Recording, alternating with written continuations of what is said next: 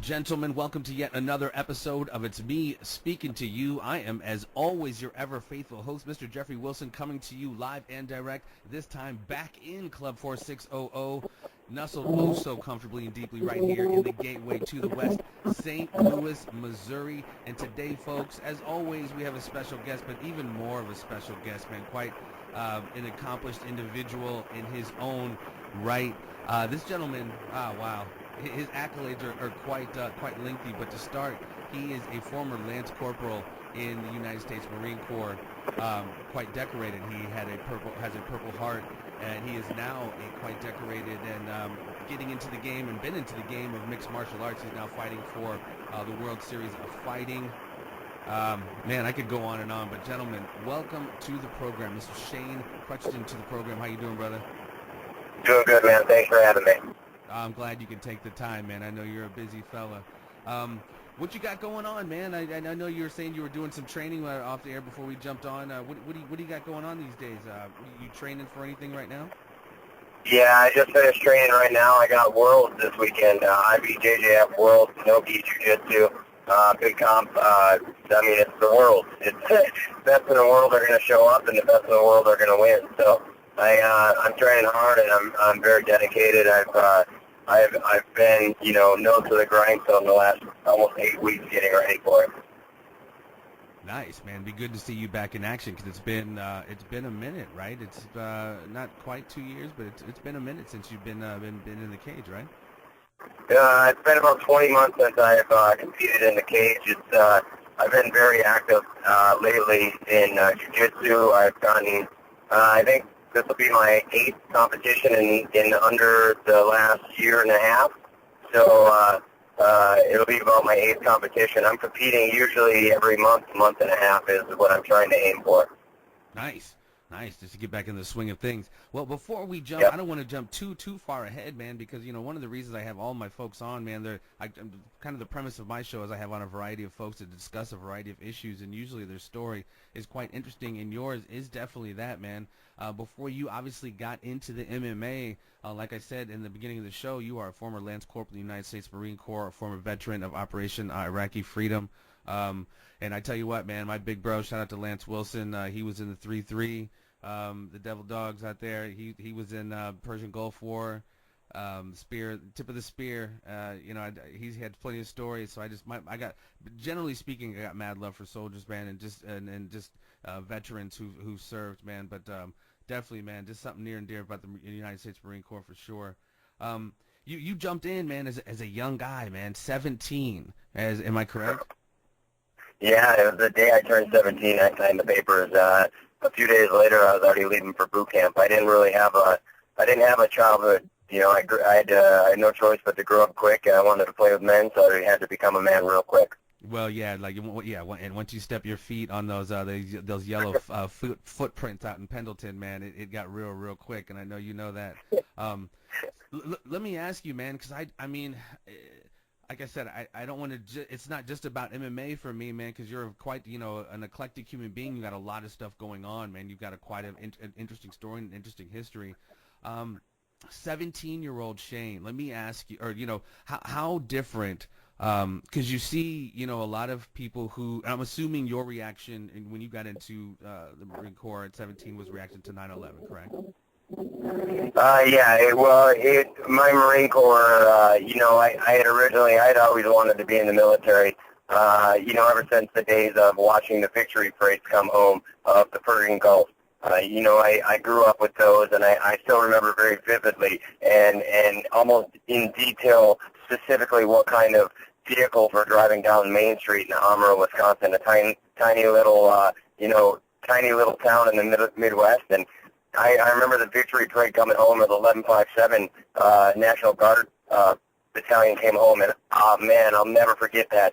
And from that day forward, I always wanted to be in the military. So, September 11th happened. It added fuel to it, and basically it got the engine running a little harder. I ended up graduating high school a full year early, giving up a very promising wrestling career.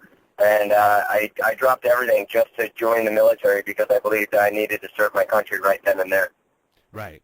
And that's quite, man. That's admirable. I have to tell you, man. That's definitely, and you definitely did your service, my friend. I have to ask you, and it's not, this is definitely not to, when you get into politics, I hate getting into it. I don't necessarily want to get into it, but just generally speaking, a 17-year-old Shane, how did the Shane that walked out of the military differ as far as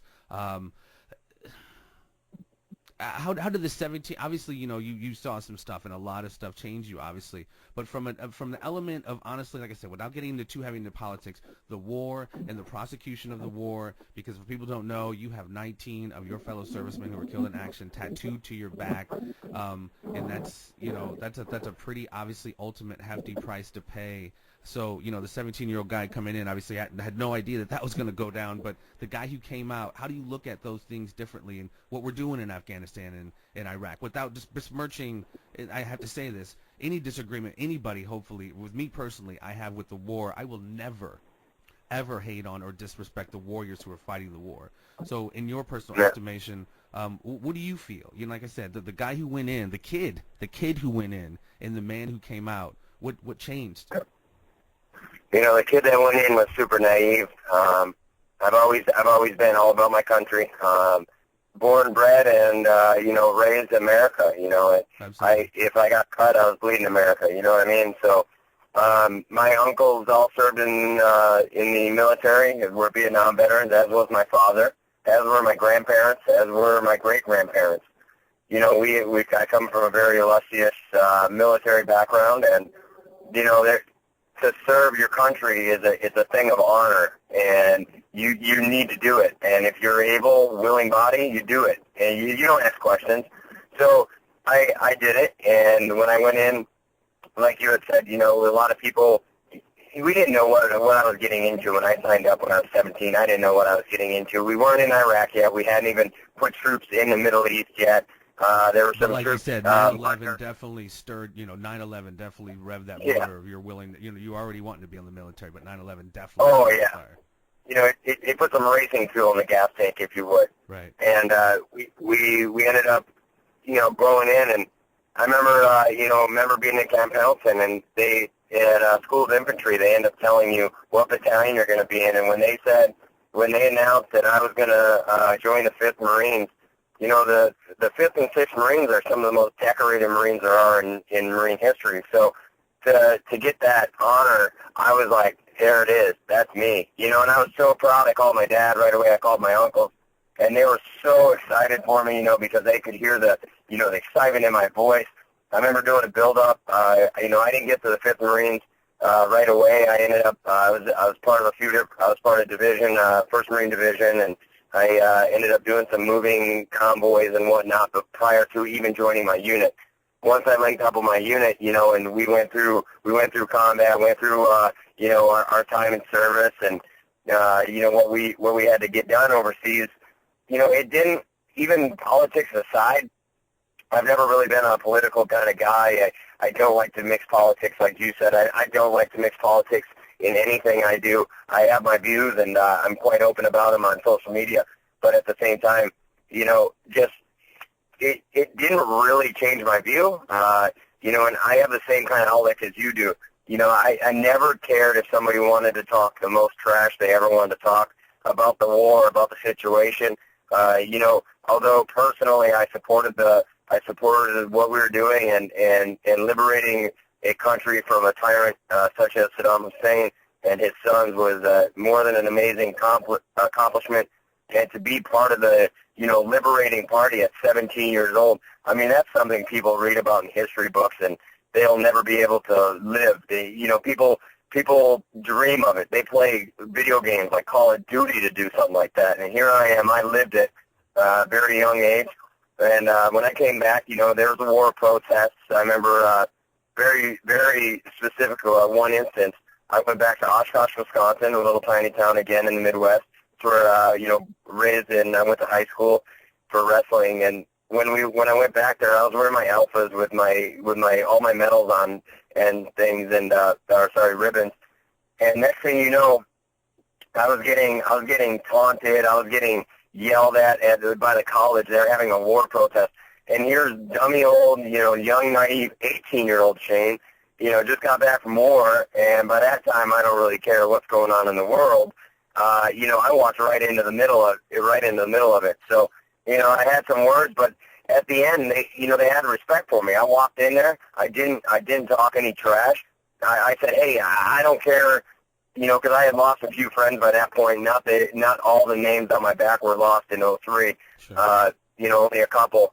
And when I walked in there, I just wanted to shake some hands and say, hey, listen, I don't really care your political views. I don't care your views on the war. You can talk down on the war all you want, and the leadership, you can do whatever you got to do, but you don't talk down on any of the Marines, the soldiers, the sailors, the airmen. You don't do that. And it was cool because they had so much respect for that. They looked at me and they said, you know what, you're right. And they said, thanks for coming by.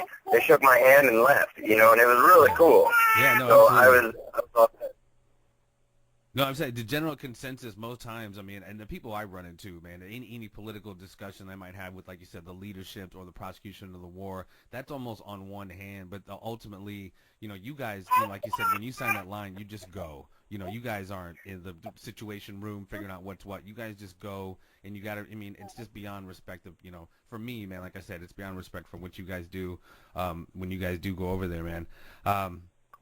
Moving on a little bit, so recently you've, as a veteran of the Marine Corps, you guys have the 240th Marine Corps Ball. That's coming up on November, I believe it's 10th. That's coming up very, very soon, 2015. I've seen November 10th is the birthday. Yeah, November 10th is the birthday, and the ball, so each battalion or division usually has their own ball. The ball that I'm attending is on November 20th. On November 20th. Okay. Just to clarify. And obviously, we're gonna you have to when you lately in the news, not to take too much attention away from the ball and what you're doing, but obviously it's been in the news lately. The ball, Miss Ronda Rousey was asked from a gentleman, but you, sir, you are taking it to a whole nother level, and unfortunately, it's not getting quite as much press, and hopefully it does.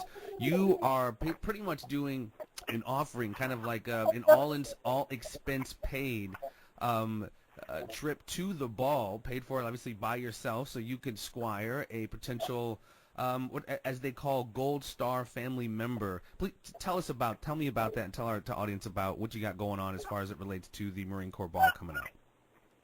So yeah, like you had mentioned, a lot of celebrities are getting invites, and they're wanting to go to the Marine Corps Ball and this or that. The most famous one, obviously, Ronda Rousey, and all these guys are, want to. Sorry. Oh, sorry guys, my daughter. Anyway, all these famous people are getting invited to the ball, and it really makes no sense to me. It was irritating to a lot of Marines because a lot of these guys doing it have never been overseas, have never deployed. A lot of these guys, they haven't been in the fight, if you would. Right. And I don't want me to take anything away from anybody, because once you step on those yellow footprints and you say, you take your oath and you become a Marine, you're a Marine to me. And, you're a brother or sister. But at the same time, it doesn't mean I won't put you in check. And, so I look back, I look at things like that, and there's things that came out, and the Sergeant Major of the Marine Corps, he came out and said, listen, Marines, Sergeant Major Green, okay, baby, bring your backpack. And Sergeant Major of the Marine Corps came out and said, listen, guys, no matter what you do, remember the Marine Corps Ball is always to honor Marines and the rich heritage of the Marine Corps. So I turned and, I was originally going to bring my wife until she ended up blowing out her knee, ended up having a very unfortunate accident and having to have reconstructive knee surgery. Well, after the reconstruction, she can't go to the ball because she doesn't want to wear a large knee brace while the ball is going on in a formal dress, which is understandable. She's an amazing woman. She comes to me and says, Shane, if you know a suitable person that you would like to bring in lieu of me, by all means, please do. Now, how cool of a wife is that? How cool is that? Right? Most wives are not doing that. Oh man, my wife, she's a trooper. She's been through, thick and thin with me, and she's just such an amazing woman that comes from a super amazing background. So I'm, more than blessed to be with her. And so she says that, and all I could think in my head was what Sergeant Major Green had just released a statement. Literally, I'm talking a day before he had said, about, if you're going to take anybody, if you're going to go to the ball, make sure you remember to honor the Marines and da-da-da, and it's not meant to honor celebrities. Well, here's my brain, starts working. I got a crazy brain like every Marine usually does, and I get a wild hair up my patoot, and I think, hey, why not bring a Gold Star mother, wife, or daughter? So I talked to a few friends over at Ranger Up and a few other veterans that I know, and the good guys over at Ranger Up, they give me a couple tips because I was shooting some ideas off of them. Next thing you know, I come up with this idea, and I launched it. And I'm telling you, yeah, it hasn't gotten the publicity, it hasn't gotten the media attention or anything, and that never was my my goal ever in the first place. So I'm kind of glad it never did, but at the same time, it's kind of a kick in the teeth, that the real celebrities, i.e. the family members of these brave Marines that really laid it all down and never made it home, don't get the recognition that somebody that gets paid millions of dollars to get, in a movie does. And it's kind of sad, but at the same time, I'm more than honored, and I've been received very well in the media. The media coverage I have received, I've been received very well in the publicity I've received, and it's gotten to the point to where I'm getting emails in my inbox, and they're telling me, hey, I'm not a Gold Star family member, but I'm a retired this or that, and I just want to tell you, I absolutely love what you're doing. And it's, to read emails like that, just, fellow Marines saying, hey, I'm there for you, bro. You need anything? People trying to offer me, help. People trying to offer financial assistance to come go with me and whatnot. And it's crazy because, like you said, you just had mentioned a minute ago, I am funding this out of my own pocket, and I'm not rich. I don't make $1 million. I never really have.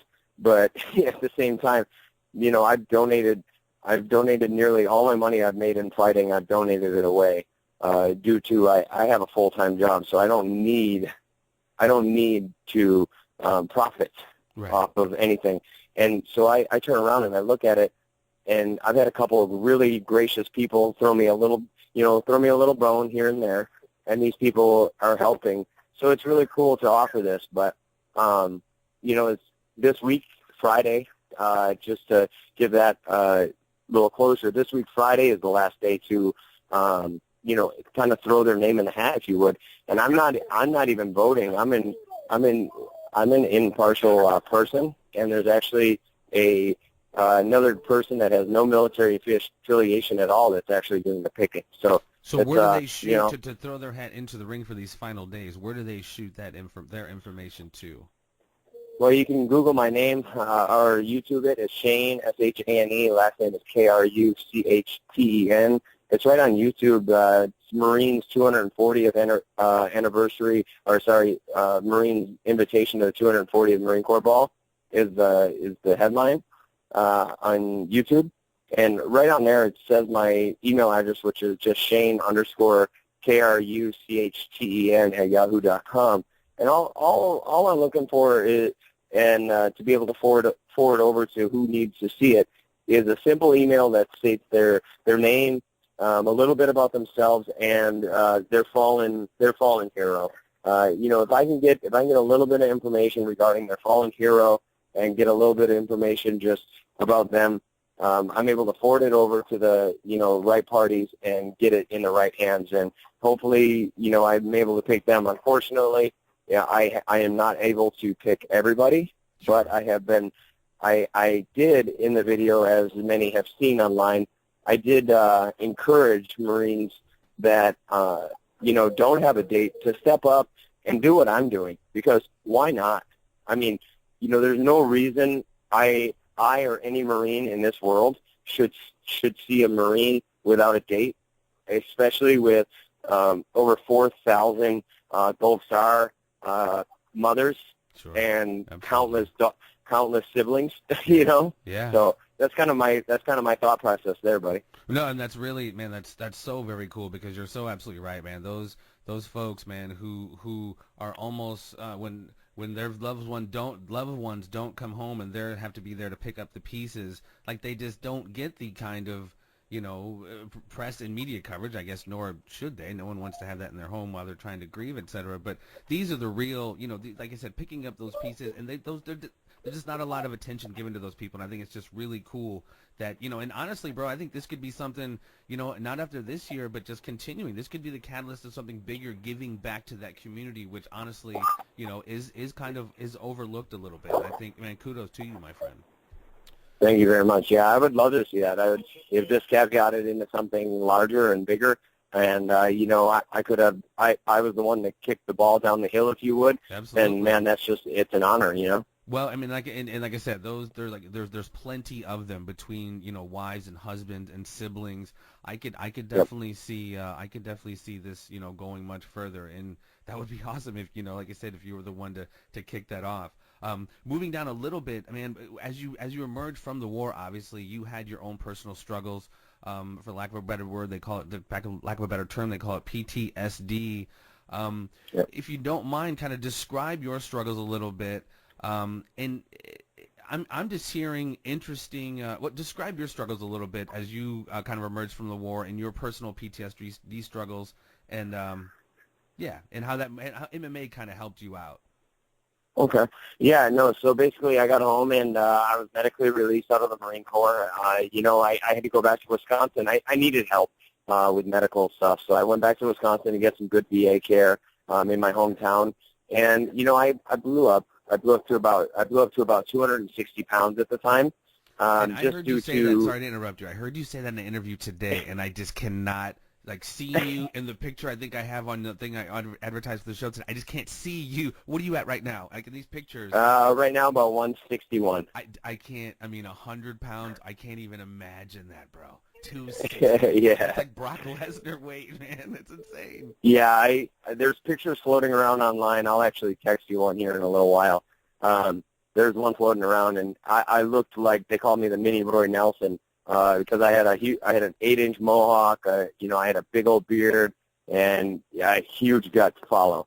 And it was I was just unhealthy. I was full of medications, and I was self-sponsored by Burger King and every other fast food joint in Wisconsin. That's good. And I was on a seafood diet. If I saw it, I ate it, kind of thing.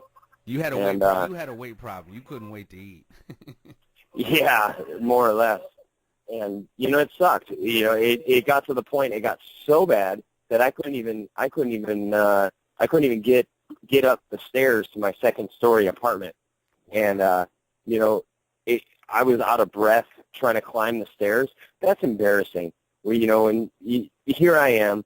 You're talking 2.5 years removed from the Marine Corps. How old are you? You're talking 22. And I'm killing myself with cholesterol issues, with just food in general. I'm dying at this point, and it's embarrassing. It sucks. I could tell everybody. I remember telling people when I was back in Wisconsin, "Oh, I served in the Marine Corps," and people looked at me like, "You're okay there, chubby," and it sucked. Yeah, because and I ended up meeting this bartender, and me and her, we hit it off. Well, I thought I did, but it was one of those lackluster relationships, sure. And hopeless romantic kind of thing. And next thing you know, I'm highly addicted to cocaine, and highly turned into a raging alcoholic. And it's embarrassing when you turn into an alcoholic, and my parents tried to save me. They tried to protect me. It never worked out. But they were so nice to me. My parents never judged me, always supported me. And next thing you know, one day in like 06 to 07, I got an invitation to go to a fight, and I had no idea what kind of fight I was going to. I just heard fight, and I'm from the Midwest. It's like Midwest. I like to, yeah, Midwest. You're a Marine. I like to think of that being like almost a brand of Hawaiians, but we're not as brutal. Dude. I'm from Iowa, bro. I'm right to the southeast. So. Yeah, you're like, all right, cool, So I walked in, and I was, like I said, overweight and whatnot. And this guy walks up to me, he goes, "Hey, bro, you're a big guy. You want to fight?" And I said, "Oh yeah, fight." I said, "Sure." And he goes, "You already have any fighting experience?" I go, "Oh yeah, I took McMAP, and McMAP's the Marine Corps Mixed Martial Arts program, and it was the stupidest thing I'd ever said in my life." And I had no idea what I was talking about, no idea what I was about to get into. And he goes, "Oh, all right." He goes, "Well, get in there." And I go, "Cool." I had no, you know what I mean? Like, yeah. He offered me a $500 bar tab. Now, mind you, this, paint a picture, it's in Menasha, Wisconsin. It's on Lake Winnebago, and they have it's a freaking boxing ring in the middle of a bar. And the guy tells me, he goes, "Hey, you need any rules?" And I go, "What's the rules?" He goes, "Anything goes other than groin strike." So if any listeners know, that's called Valley Tudo, and Valley Tudo is not fun. It hurts. I got soccer kicked in the face twice during the fight while I was on the ground. Yeah. Oh yeah, it was straight Vandalay style. So being on the ground, getting hit in the mouth, it sucks. But at the same time, I fought three 5-minute rounds, and at the end of 3 5-minute rounds, they raised my hand as the winner, and I was absolutely exhausted. I had no clue what I had just done, no clue what I had gotten into, and the guy's like, "Hey, you should come train with us." I was like, "You're crazy," I didn't even know what training was. Well, I went up to the gym, and no BS. The gym's in a downstairs of an apartment. He had knocked out some walls, built a boxing ring downstairs, and put up some heavy bags on 2x4s. So that's where I got my MMA start, and that was in Green Bay, Wisconsin. My training for MMA, and a few fights later, I was very blessed to be where I'm at, and just have the opportunity to move forward. And I moved to California with $5,000 in my pocket, and just thought, hey, why not try making this a career, and with $5,000 in my pocket. Dumbest, I thought I'd be in the UFC in less than a year, and I'd be this world champion and everything like that. And you're talking 2007, and yeah, needless to say, that didn't happen. Came to California, got with a great team at the time. It was Team Unleashed, with Joe Duarte, Wade Shipp, Pat Spate, freaking Casey Ryan. Now literally KJ Noons was, in and out of there. So you're talking the biggest of the big names in the sport at the time and of today. Mm-hmm. Anyways, you're talking the biggest of the big names, and they openly accepted me. I told them I was a pro fighter. They Googled me, and it was the funniest thing ever because they just kind of looked at me. And this is at the time Wade was still in the UFC, and Wade looked at me and he goes, "Oh, you think you're a pro fighter?" And I got my rear end popped a few times, but I kept coming back, and they got respect for that. And needless to say, come 2010, I had a really bad injury before 2010. I came back in 2010. I ended up taking a fight at a good show, and I beat the guy. It started a illustrious run on an 11-fight win streak, nice. And led to my World Series of Fighting career. And so is that where you're at now? Are you with the World Series? Correct, yeah. I'm with them. Last year I had a big fight, and I fought an absolute killer, Mike Corey. At the time, I think he was ranked 22 in the world. I got a short notice call for it at 145, and I took the fight, and I thought I was doing pretty darn well, all the way until I caught a finger in the eyeball. And when I caught a in the eyeball, it disappeared in the eye. It went in about a half inch to 3/4 of an inch, and tore screwed up my eye pretty darn well. I ended up, I dropped, and they tried saying it was an eye poke. The ref said it wasn't. Boss Rutan called it. There was blood coming out of my eye. There was blood coming out of my eye and everything. And next thing you know, they didn't call the fight, and I kept fighting. I couldn't see a foot in front of me, and so basically, I got pretty beat up, and that led into massive injuries. basically an exclamation point on the already screwed up eye. And that led to my long layoff. And then just January of this year is when I've been able to get back into it real heavy. So you're looking to, like you said in the beginning, you're looking for something coming up? Yeah, I'm looking for, whatever, if the right opportunity comes, I'm more than willing to take it. I don't care who, I don't care when, I don't care what organization. I've never been one to turn down a fight. I've fought in 5 weight classes, from heavyweight all the way down to featherweight. Yes, and, right, you have. 260. Yeah, I'm not scared to fight anybody at any time. So you are, my man is down for the get down, ladies and gentlemen. Yeah, no, that's cool, man. I love that scrap in you, bro. I mean, you just been through so much. It's all about, for me, like when I have people on the show often, not only their stories unique, man, but it's all about transformation, like going from one place and literally evolving and transforming into another place. And I always find those stories so very fascinating, my man. Even with the MMA career, I mean, I think, obviously you got some more steam in you. What are you seeing, post MMA in the next few, 5 to 10 years? What else do you see yourself getting your fingers into? Well, a big team that really saved my life and really, really gave me a lot of direction in life, through my injury, and were there every day through my injury, was 10th Planet. And the family at 10th Planet Jiu-Jitsu. Yep, I'm sorry. Yeah, no worries. And 10th Planet Jiu-Jitsu came out in left field, and they came into my life and never left. And it's a family that I've yearned for since the Marine Corps. And, I really fit in there. I train every day with the Freak brothers, Gio and Boogie Martinez, as well as Lyle Watson. I'm training with just the best of the best in the game of jiu-jitsu and MMA. These days we have 8 people that have made the big show in my gym.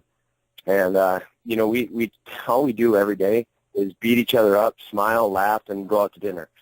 So it's such an amazing thing. On an elite level, though. On an elite level. It's like, I always say, how can you be great unless you study greatness? And that's what I'm saying. You put yourself in that environment, man. It definitely enhances your, possibility of becoming great when you start rolling with greatness.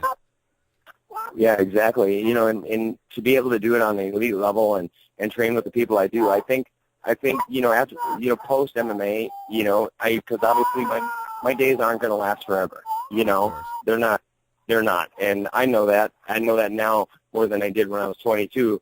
When I was 22, I would have told you you're crazy. And I don't know if I tell him 80. Well, I know where my body is now and how my body's broken down. I'm in my 30s, and, having to go to a chiropractor 3 times a week and get injections in my knees to be able to run and do a whole bunch of stuff. So I think post-MMA, is jiu-jitsu 100%. I'll always be a jiu-jitsu practitioner. I will train very full-heartedly underneath the 10th Planet World Order, and always, go above and beyond my game. At the same time, I also still train gi. I know that's almost a devilish sin with some of the 10th Planet guys, and they give me a lot of harassment, but they support it because they know it's something I love. I've done gi for years, so it's something I can do, for years to come. So I'm very proud, very, very proud of where I've been, what I've done, and where I will be. I believe that I'm always chasing that elusive black belt, and I believe one day I will be there. Absolutely, man. I mean, you're definitely putting the work, my friend. I'm not going to keep you too much longer, but I mean, from the top to the bottom, man, from your service to the United States Marine Corps, I can't even begin to thank you for that, my man. I mean, that's just it's one of those things. You wound up sounding like an idiot trying to thank somebody, but just plain and simple, thank you, my friend. Thank you very much. Absolutely, brother. The Marine Corps ball he's talking about, the birthday is November 10th, but the actual ball is November 20th, 2015.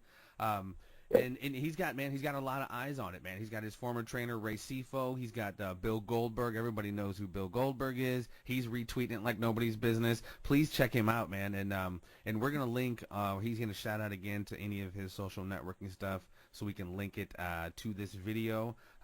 Again, I can't thank you enough, my friend, but you will not be able to leave unless you enter, my friend, the conspiracy triangle of doom. Everybody enters it, and they, of course, leave unscathed. It is a matter of very simple questions that you must ask A yes or no will be sufficient, or if you want to elaborate, that will be cool as well.